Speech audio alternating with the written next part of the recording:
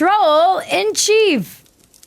No one can match Trump. Nobody else can get away with saying the things that Trump says. They keep trying. The squad girls keep trying. They swear.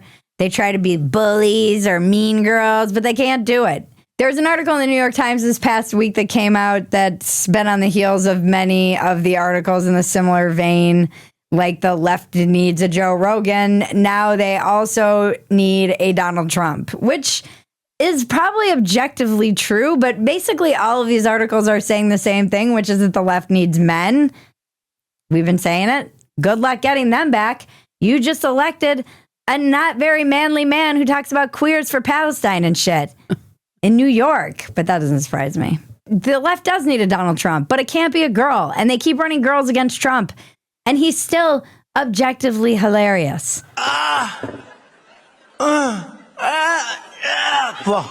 Just the funniest guy. He wrote a tweet after Mamdani won. It's finally happened. The Democrats have crossed the line. Zoran Mamdani, a 100% communist lunatic, has just won the Dem primary and is on his way to becoming mayor. We've had radical lefties before, but this is getting a little ridiculous. He looks terrible. His voice is grating. He's not very smart. He's got AOC +3 dummies all backing him, and even our great Palestinian senator crying Chuck Schumer is groveling over him. Yes, this is a big moment in our country, in the history of our country.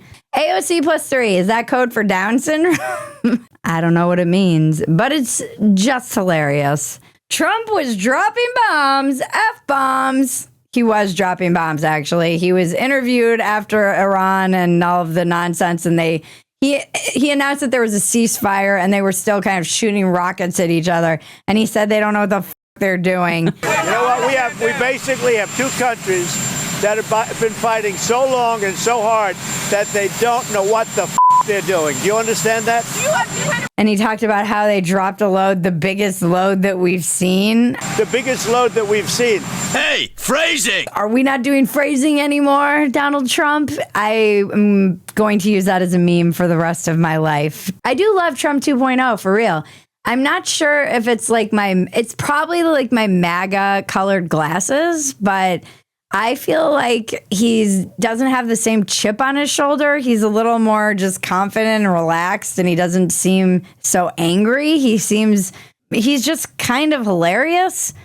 And somebody on Twitter said when he was mad and he dropped the F-bomb, they said he wasn't even this mad when he got shot, which is actually very true.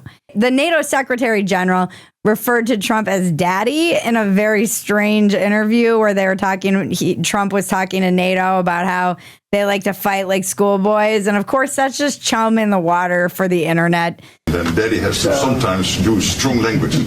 Strong language. No one cares about the context online, but Trump was talking about two kids on a playground fighting. He was using that analogy to talk about Iran and Israel.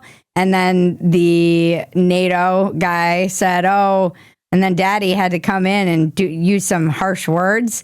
And then later a reporter asked him about it, and little Marco was dying laughing. He called you daddy earlier.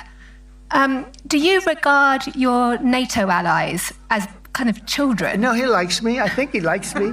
If he doesn't, I'll let you know. I'll come back and I'll hit him hard, okay? No? He did it very affectionate. Daddy, you're my daddy. Oh, little Marco. He's come a long way. In 2016, he was saying he was terrified that Trump would control the red button. Now he's laughing hysterically beside him as we try and de-escalate things in the Middle East. Trump didn't even seem fazed by it at all, by the way. He must get called daddy so often that it didn't even register to him as weird or funny. Daddy, you're my daddy. Just everyone's like, hey, Daddy Trump.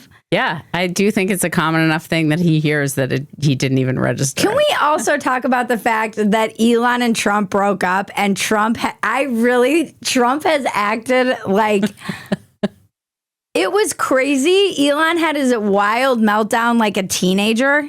Not even I would say he had like those like 20-year-olds who have meltdowns on Twitter, and then they're like, oh, I probably said too much and back off of it. He had this crazy meltdown.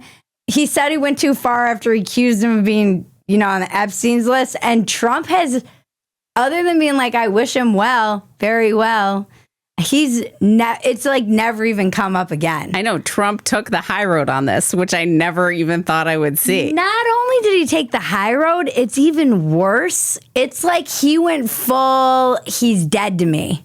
He doesn't exist. It was like he doesn't even exist to him. See, I'm not validating his bad behavior with either negative or positive response. Oh, that's very interesting. It's so not even mentioned.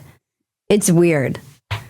I do think that he misses the guy, probably. That it's a weird, like it was so present and now it's just gone. We're just two lost souls swimming in a fishbowl.